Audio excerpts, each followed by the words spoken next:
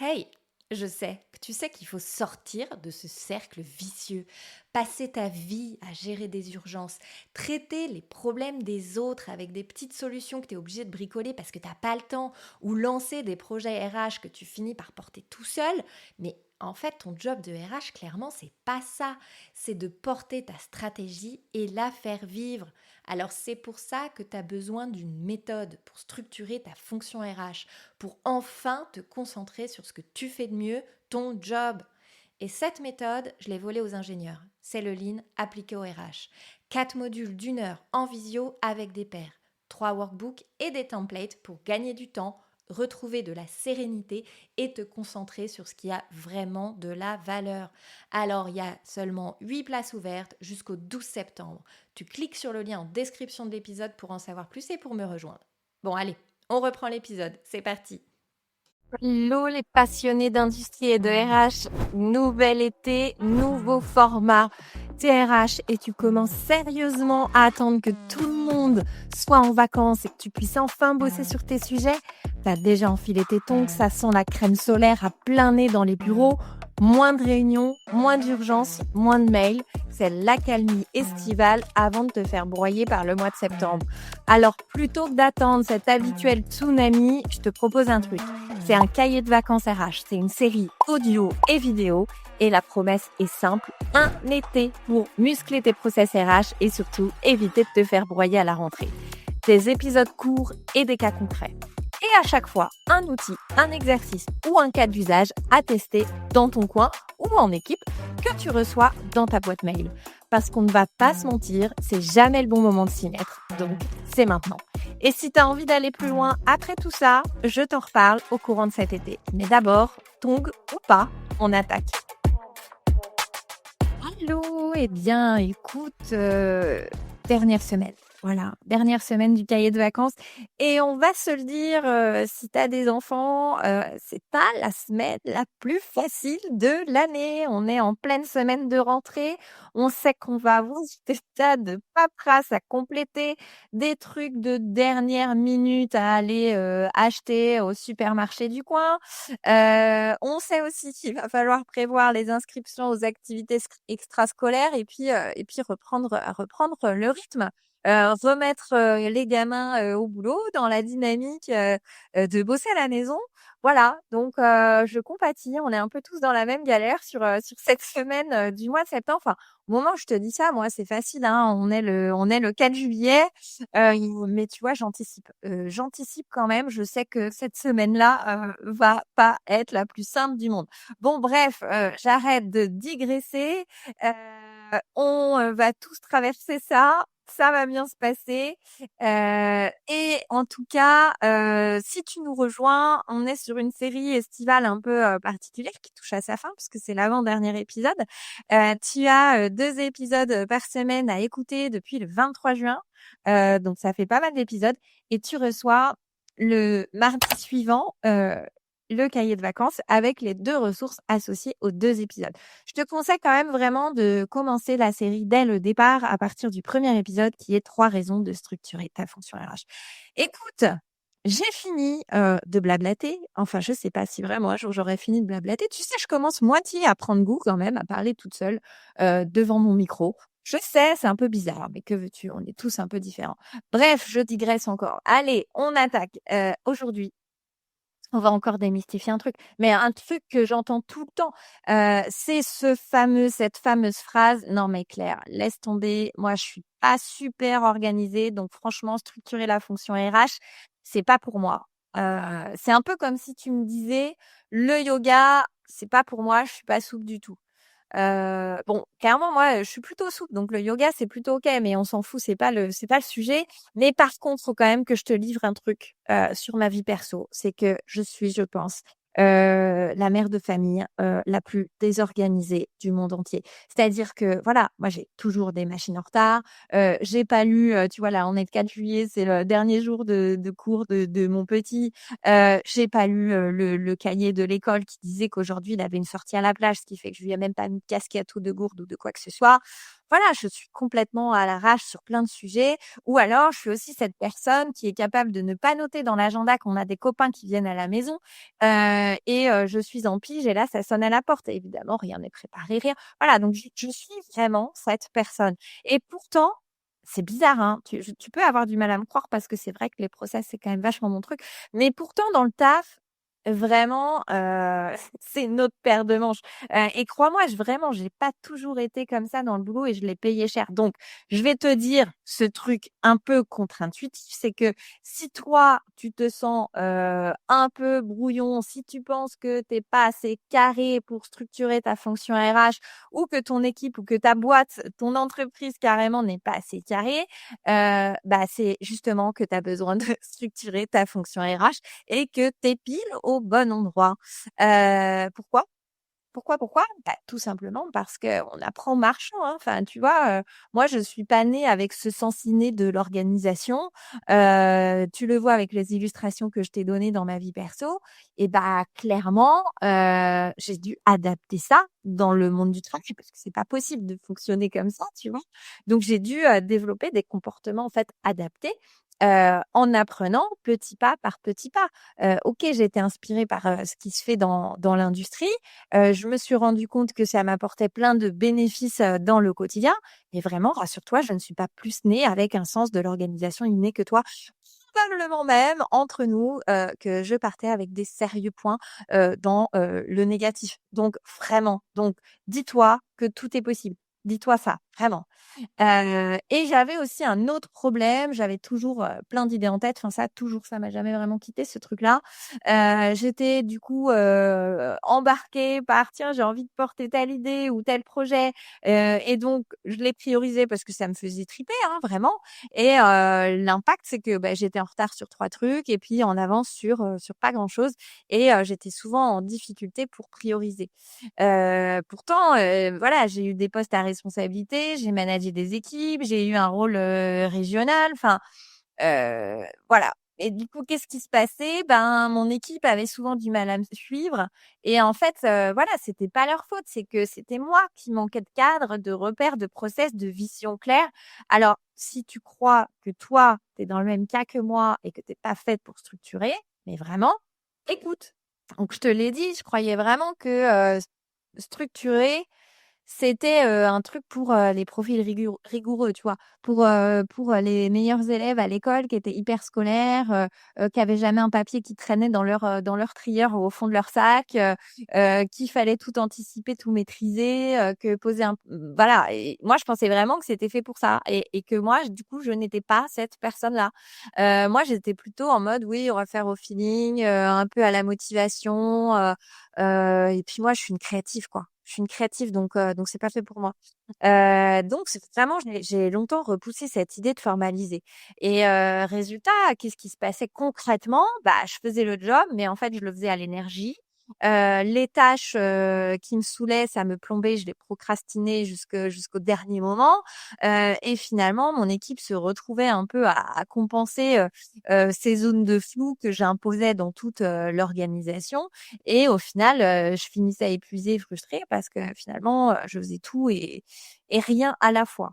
Alors, ce que je peux te dire de ça, ce que j'ai fini par comprendre et ce que j'enseigne maintenant, c'est que structurer déjà, c'est pas une compétence innée, hein. C'est un outil, ou des outils et ça s'acquiert. Et aujourd'hui, ma méthode, elle repose sur une idée simple, c'est qu'il faut d'abord, tracer tes process, tester tes process, ajuster et embarquer les autres par des réussites. Tu as pas besoin d'être une machine à procédure. Tu as pas besoin, d'aimer les tableaux croisés dynamiques. D'ailleurs, entre toi et moi, je développe de plus en plus une aversion pour Excel.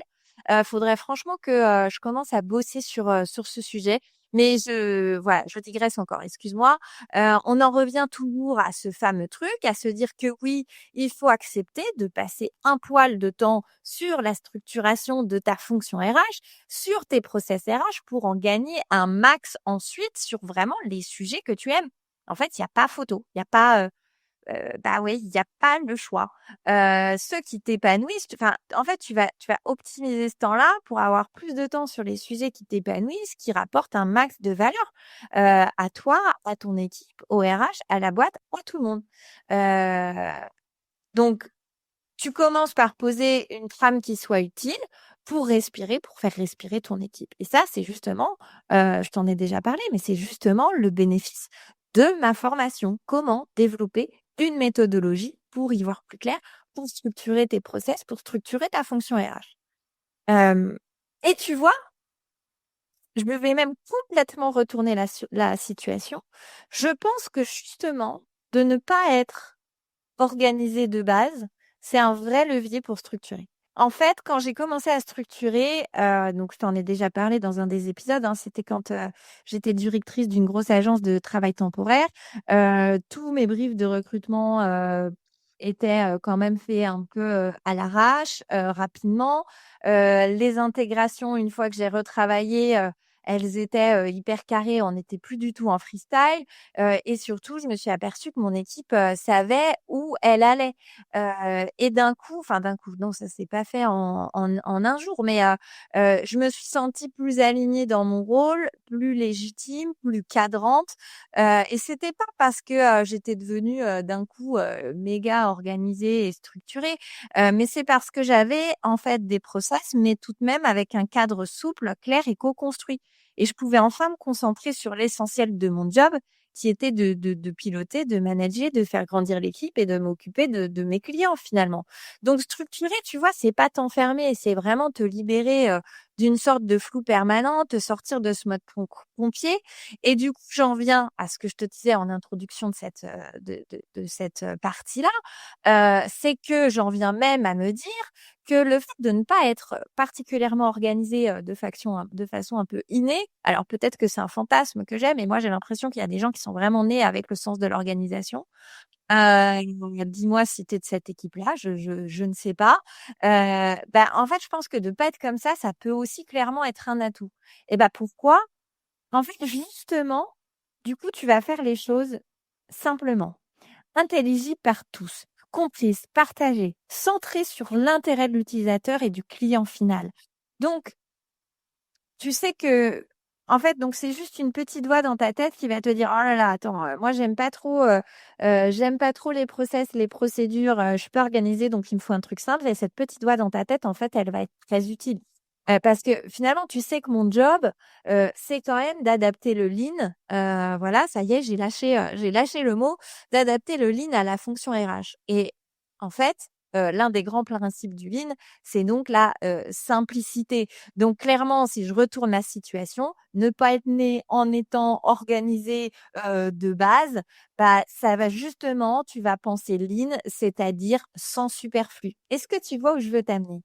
Alors forcément, ce que je vais te dire un peu en conclusion de cet épisode, c'est d'arrêter avec ce mythe de penser que pour structurer, il faut être organisé. Parce que justement, ça peut être un vrai atout pour faire les choses simplement et tu as juste besoin d'avoir envie que ça fonctionne mieux en vrai et de te dire qu'en avançant step by step, tu vas pas déployer une usine à gaz, que d'ailleurs il faut surtout pas que tu rentres dans ce piège-là. Oui et il y a aussi cette vilaine habitude de ne voir que ce qui coince. On projette la perfection, on oublie que la majorité de nos process, tiennent déjà debout. Après ça, c'est un peu de ma faute aussi parce que c'est des messages que je te répète depuis le début, mais n'oublie pas tout ce que tu fais bien, en fait et tout ce que vous faites bien dans l'équipe. Alors, tu vois, justement, c'est pour ça que je t'ai préparé dans la ressource que tu reçois mardi prochain, un atelier pour préparer ta rentrée en toute tranquillité. En fait, j'ai un peu honte de ce nom-là parce que derrière, il y a une référence et vraiment, j'ai pas envie de te la dire là parce que c'est vraiment cringe, c'est vraiment ringard. Voilà. Donc si tu as la ref, bah, peut-être tu vas rire, sinon je serai toute seule. Si tu as la ref, dis-le moi quand même parce que je me sentirais moins seule. Mais bref, cet atelier, il est fait pour, en équipe, célébrer aussi vos forces, identifier vos zones de flou, mais vraiment sans vous flageller, sans apporter un regard critique, juste apporter du factuel. Et si tu te reconnais dans ce que je viens de te dire dans cet épisode, franchement, je pense que ça veut dire que tu es prêt, tu es prête. Et ce qui te manque maintenant, c'est simplement une méthode, un pas à pas pour transformer, vos process, pour transformer votre structuration RH, pour piloter vos projets, pour résoudre vos problématiques RH. Alors, à ce stade, cette méthodo, tu en as besoin, tu as besoin d'une vision pas à pas et c'est là tout l'objet de ma formation Voler les pratiques des ingénieurs pour structurer la fonction RH. D'autant plus puissant si tu bosses en industrie parce que ces outils-là, ce sont des outils que eux, ils utilisent en prod, que ta ligne managériale, les ingénieurs utilisent. Donc, d'autant plus puissant, tu vas parler le même langage, tu vas découvrir, tu vas comprendre, en fait, tous ces concepts-là. Mais évidemment, je les ai adaptés pour pas que ce soit trop, boring pour toi. Dedans, tu vas aussi trouver des cas d'usage parce qu'on l'a fait en live, la formation. Donc, tu vas pouvoir partager avec tes pairs. Tu vas pouvoir partager avec d'autres RH, avec d'autres dirigeants qui rencontrent les mêmes problématiques, qui eux ont mis des solutions en place. Enfin, tu vois, on va pouvoir, tricoter ensemble des cas d'usage, réels et identifier des pistes de solutions. Voilà ce que je te propose. Donc tu veux en savoir plus, tu as le lien, vers, la description de la formation, juste en dessous. Donc tu cliques et tu reçois toutes les infos. Et ben, écoute, j'espère que je t'y retrouve très bientôt parce que je te jure que tout ce cahier de vacances, je pense que je t'ai déjà apporté pas mal de valeur. Mais franchement, dans la formation, on va encore plus loin et je te partage, je te donnerai tous mes outils, je te le promets. Allez, je te laisse sur cet épisode et on se retrouve tout bientôt pour la fin de cette série. Salut, bye. Voilà, cet épisode est terminé et si tu es encore là et que tu m'écoutes déjà depuis quelques épisodes, j'imagine que tous ces sujets te parlent. Je me doute que tu passes ta vie à avoir la sensation de gérer les problèmes des autres, que tu es littéralement entre le marteau et l'enclume avec d'un côté les enjeux stratégiques à porter et de l'autre la tête dans l'opérationnel qui te bouffe donc tout ton temps. Donc tu vois bien, tu pourrais faire mieux maintenant. Mais t'as jamais le temps de poser un cadre et quand tu veux structurer, piloter un projet RH, tu rames pour embarquer la ligne managériale, avoir un budget ou juste simplement qu'on t'écoute. C'est exactement pour ça que j'ai créé cette formation Voler les pratiques des ingénieurs pour structurer votre fonction RH. Elle te permettra de parler le même langage que les opérationnels, que ton dirigeant, que ta ligne managériale et reprendre enfin la main sur ton quotidien. Donc oui, tu vas y trouver une méthode. Oui, tu vas y trouver des outils prêts à l'emploi. Tu vas aussi trouver la capacité de poser un cadre solide qui va te permettre tout ça, mais aussi le plaisir d'échanger avec des pairs et de confronter vos problématiques et que l'on va pouvoir décortiquer ensemble. Donc, pour cette première session, cette première cohorte, allez, je lâche le mot, j'ai fait un tarif spécial, un tarif Early Bird. C'est maintenant ou jamais. Je te mets le lien pour t'inscrire à cette formation dans la description de l'épisode. En attendant, je te retrouve lundi ou jeudi pour un nouvel épisode. Allez, bye!